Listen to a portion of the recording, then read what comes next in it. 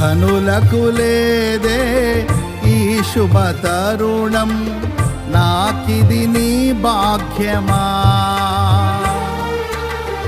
ఘనులకు లేదే ఈ శుభ తరుణం, నాకిది నీ భాగ్యమా. జీవితమంతా నీకర్పించి నీ రుణమునే తీర్చనా.